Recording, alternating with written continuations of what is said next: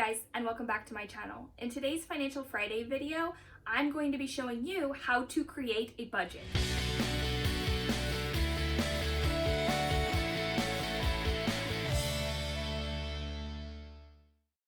In my opinion, the largest issue that people have when it comes to personal finance is that they just don't have a clear and concise monthly budget. What I'm going to show you today is how to make sure that you are allocating every single dollar of your income and you know exactly where it's going. There seems to be this misconception that if you pay your bills every month, you have a budget. And while obviously you need to make sure that all of your monthly expenses are covered, just paying your bills is not having a budget. I'm going to show you how to make sure that every single dollar of your income is being accounted for. The average income in the United States is $52,000 per year. Now, after taxes, that breaks down to about $3,000 per month. So that is the monthly income that I will be using for this example. What we're gonna do is take a piece of paper, and at the top of our paper, we're going to just write our income. So we're going to say income, $3,000. Now, the first expense for most people each month is their housing. So we are going to say housing, $750. This is an example. These numbers will be different for every single person, but for the purpose of this exercise, we're saying housing is $750. Next is utilities.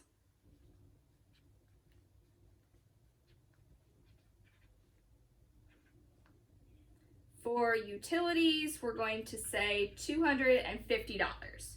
Your electric, your trash, if you have a natural gas bill, all of those are going to be factored into our utilities. Next is food. And we'll say $400 a month for food for the family. Gas and insurance.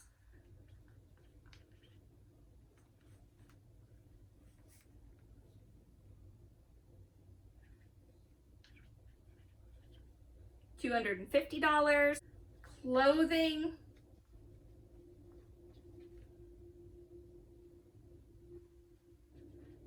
$50.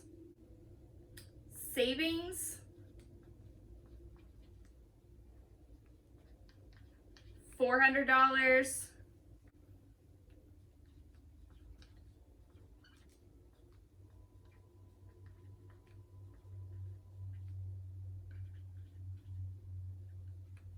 Phone and internet, $200.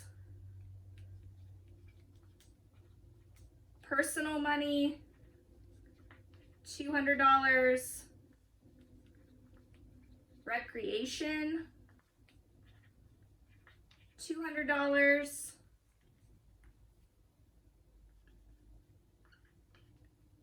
Miscellaneous, $300.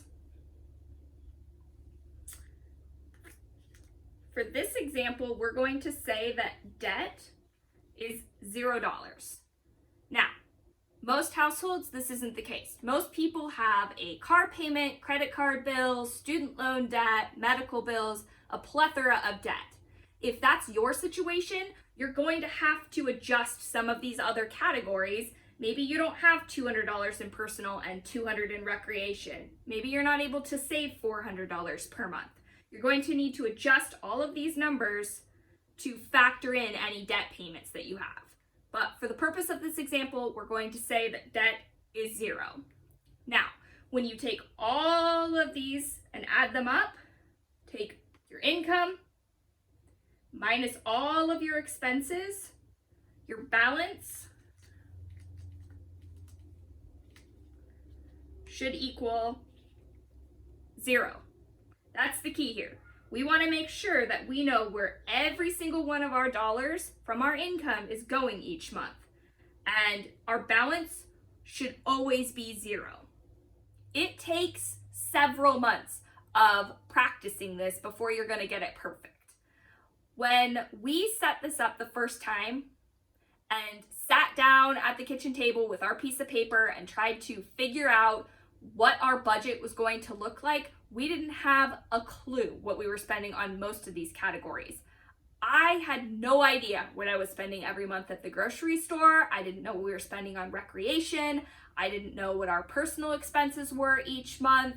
I didn't even know how much we were spending on our electric. It just automatically debited out of our account, and in my mind, it's paid, so it doesn't really matter what it is. That isn't the best way to make sure that you're setting yourself up for a strong financial future. This process is going to take a couple of months for you to dial it in. You're going to be wrong the first time you create a budget on what you're going to spend in all of these categories. It takes practice. It's going to take a minimum of 3 months to figure out what money needs to be allocated to each category. But I promise, once you do it and you get it dialed in, you're going to feel like you have more money every month. Creating the budget is extremely important. Every single month, you should sit down, figure out what's my income, what are my expenses, where's my money going. Balance should always be 0.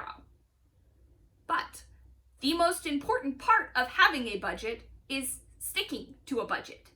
It doesn't matter if I write that I'm going to only spend $400 per month on food if I don't track it and I end up spending $600 per month on food. We need to not only create a budget, we need to track our budget. There are a ton of apps that you can put on your phone. My husband and I use the EveryDollar app that was created by Dave Ramsey because we can both log into the account from our phone and we can see transactions that the other person has entered. I haven't found other apps that are as user-friendly for us to be able to be on the same page.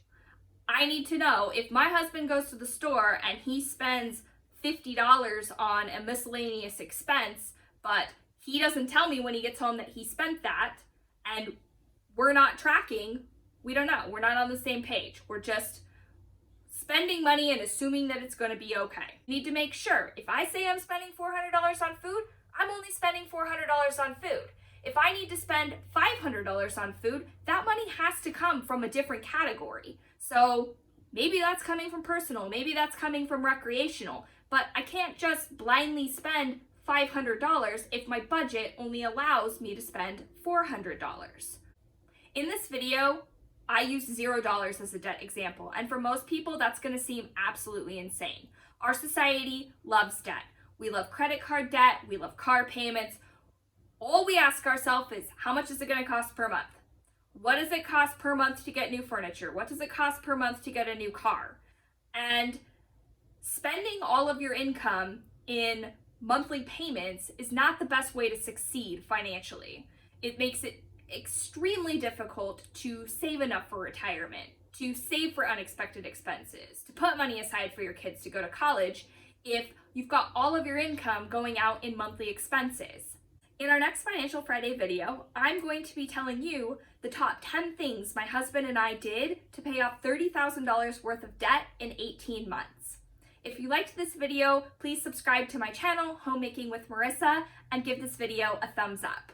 Bye!